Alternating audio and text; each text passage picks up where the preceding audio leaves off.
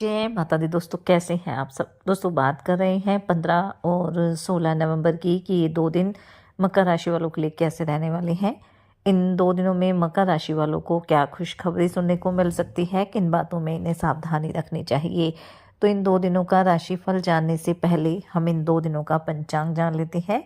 15 नवंबर 2024 दिन शुक्रवार रहेगा। कार्तिक माह शुक्ल पक्ष की पूर्णिमा तिथि रहेगी।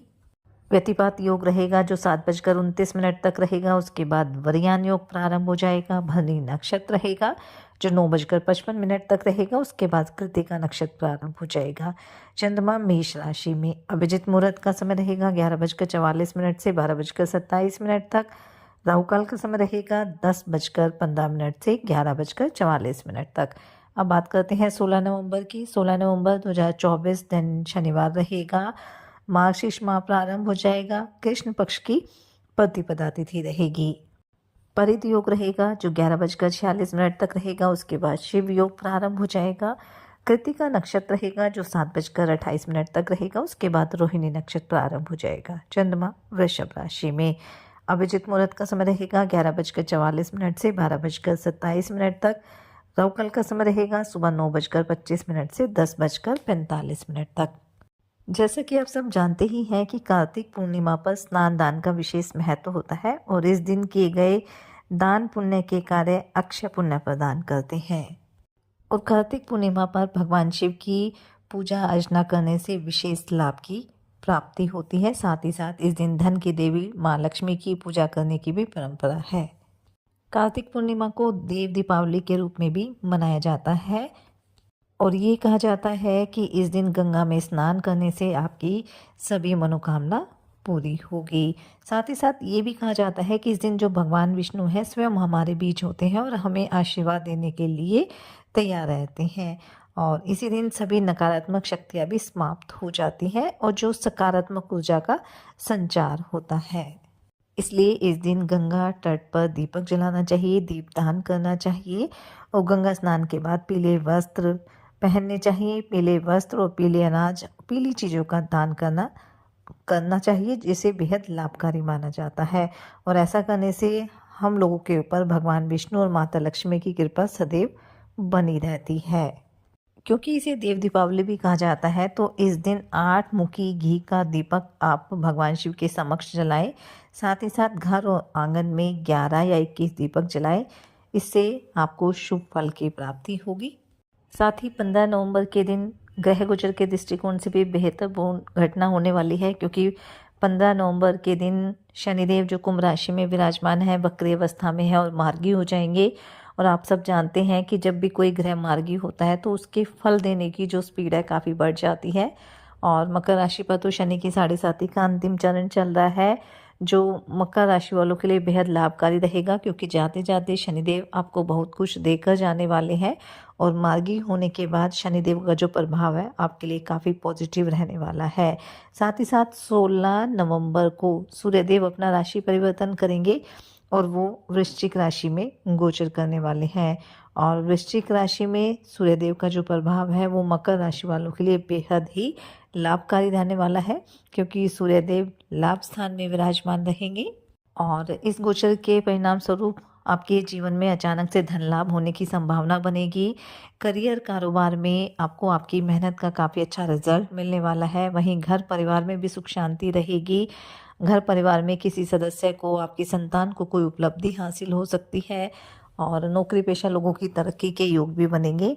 यानी ये दोनों ही दिन बेहद महत्वपूर्ण रहने वाले हैं, चाहे ग्रह गोचर के दृष्टिकोण से देखें चाहे धार्मिक दृष्टिकोण से, क्योंकि गंगा स्नान रहेगा, देव दीपावली रहेगी, साथ ही साथ शनिदेव मार्गी होंगे, सूर्यदेव वृश्चिक राशि में गोचर करेंगे। तो समय बेहद ही महत्वपूर्ण रहने वाला है। इसलिए आप इस समय का फ़ायदा उठाएं, मेहनत करें, इससे आपको अच्छे रिजल्ट ही मिलेंगे। तो चलिए बात कर लेते हैं ये 2 दिन मकर राशि वालों के लिए कैसे रहेंगे।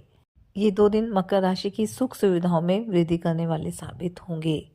कारोबार में अगर आपने कोई ऐसी योजना बनाई हुई थी जो काफ़ी समय से रुकी हुई थी तो उससे भी आपको अच्छा खासा लाभ मिलने की संभावना रहेगी।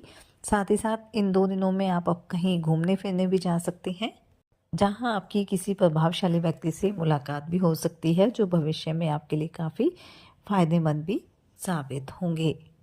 राजनीतिक और सामाजिक कार्यक्रमों में आप बढ़ चढ़कर हिस्सा लेंगे। धर्म कर्म के कार्यों में भी आप काफ़ी व्यस्त रहने वाले हैं। आप अपने रोज़मर्रा के कार्यों पर भी पूरा ध्यान देंगे और इससे आपके कार्य तय समय पर पूरे भी हो जाएंगे। किसी पुराने मित्र से लंबे समय के बाद मिलने का मौका भी आपको मिलेगा। आपकी संतान काफ़ी लंबे समय से किसी नौकरी के लिए प्रयासरत थी, तो वो नौकरी उसको मिल सकती है। विद्यार्थियों के लिए 2 दिन अच्छे रहेंगे। कुछ छोटी मोटी समस्याएं रहेंगी, बाकी किसी तरह की बड़ी समस्या आपके सामने नहीं रहेगी। आप काफ़ी कुछ नया भी सीखना चाहेंगे।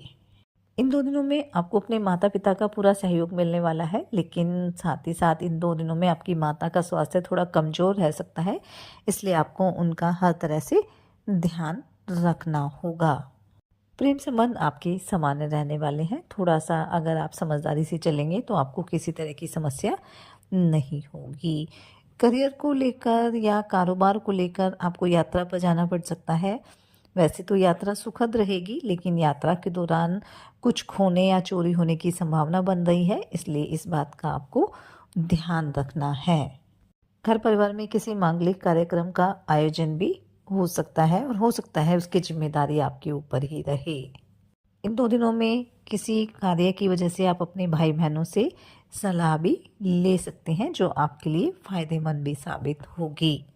अगर आप प्रॉपर्टी से संबंधित कुछ काम करते हैं, तो उसमें आपको सफलता मिलने की प्रबल संभावना रहेगी। इन 2 दिनों में आप अपने पिताजी से अपने मन की किसी इच्छा को लेकर बातचीत भी कर सकते हैं और आपको पूरा सहयोग भी मिलने वाला है।